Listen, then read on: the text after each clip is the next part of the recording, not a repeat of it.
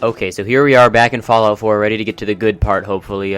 No more than 30 seconds pass before I find my first terminal, and I learn that everyone else in the vault died of life support failure, whatever that is. Of course, I survived because I'm the protagonist, and the protagonist doesn't succumb to a lowly death like life support failure. Not long after that, I discover a Juicy Stim Pack, which is basically a health potion for those of you who don't know the Fallout lore, and another, also it's a real thing, and another terminal. I learned from this terminal that the Vault Tech staff apparently evacuated the vault because they literally ran out of food. Of all the reasons they could have evacuated the vault, they literally ran out of food. Anyhow, I opened a few more sliding doors, and I encounter my first enemy of the game. Obviously, at this point of the game, I'm basically a professional, so I sneak up on it and give it the handy sneak attack one-shot kill, no big deal. I find another terminal. This one's currently more useful than the rest because it has Donkey Kong on it, except this version of Donkey Kong is replaced with a Chinese squid. I'm a natural at the game, but then I realized that I'm here to play Fallout 4 from 2015 and not Donkey Kong from 1981. Of course, I remember to take the game with me in case actual Fallout 4 gets too scary, however. I then make sure to waste as much time as possible just by looking around the nooks and crannies of the living quarters, hoping I'll find something useful, which, surprise, I don't.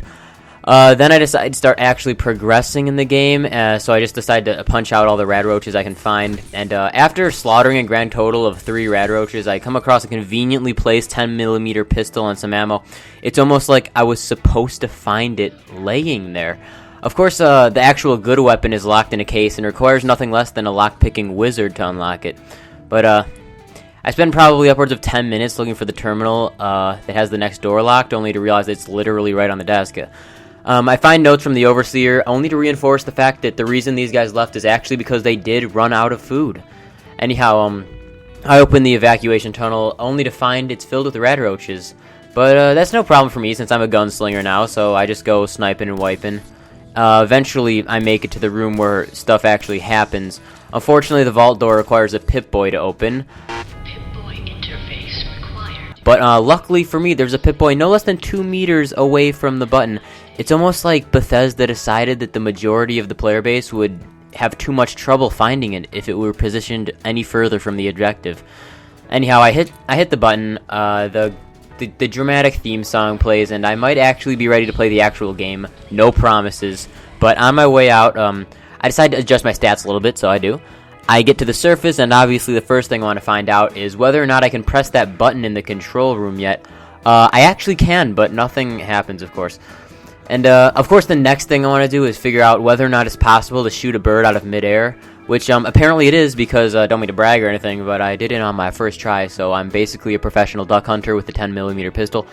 Eventually, I get bored of looking at skeletons and, on the ground and decide to head back to my house, so, on my way back, I wander into some random house and find a terminal that doesn't seem to belong to anyone, so being the thug I am, I gotta hack it, of course. So it soon becomes apparent that the hacking system is exactly like Fallout New Vegas, but a little stupider because instead of giving you the number of correct letters, it just gives you the likeness in the form of a number. I spend who knows how long removing duds and guessing passwords, only to find that the terminal was just some guy's business log, but it's not too long before I run into Codsworth, who was apparently able to last over 200 years on a single tank of fuel and without having a single malfunction, which shouldn't surprise me. So I start talking to him, and he diagnoses me with hunger-induced paranoia. You're suffering from hunger-induced paranoia. Eventually, he suggests that we might explore the neighborhood for no apparent reason, and since I love making uneducated impulse decisions, I say sure, why not. So it turns out that Codsworth is a little better at killing things than I am, and eventually, Codsworth stops retaliating against the blowfly attacks, which I guess is the game's way of telling me that I actually need to participate. Or, Codsworth is just glitching out, one of the two. Eventually, Codsworth gets tired of my BS and tells me to go to Concord because he clearly doesn't want to deal with me anymore, even though we've been separated for 210 years. I try to convince him to come along because he's pretty decent at killing enemies, but he's too emotionally unstable for that. On my way to Concord, I go to the trouble of picking a lock, and even wasting a perfectly good bobby pin, only to find some laundered loungewear. I mean, I could have used that bobby pin on what little hair I do have left. Apparently, people in this world leave perfectly good hand grenades in the trash, by the way.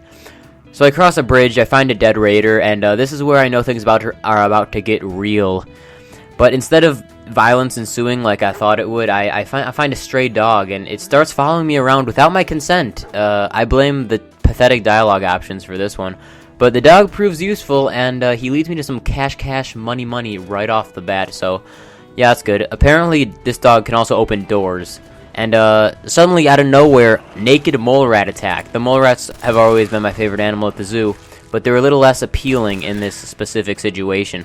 Apparently, they can just tunnel out from anywhere under the ground, which I think is a little bogus, but you know, whatever, not going to question Fallout's logic. I quickly learned that 2 AIs in melee combat is just as awkward in this game as all of its predecessors, which shouldn't surprise me, but it does. After 10 years of screwing around, I finally make it to Concord, and the first actual people I see appear to be in a full-out gunfight, go figure, so I decide to join in the action, and luckily for me, the people that I sniped turned out to be the bad guys, aka the Raiders. And so some guy calls for me from the top of this balcony. Up here, on the balcony. I've got a group of settlers inside. The Raiders are almost through the door. Grab that laser musket and help us, please!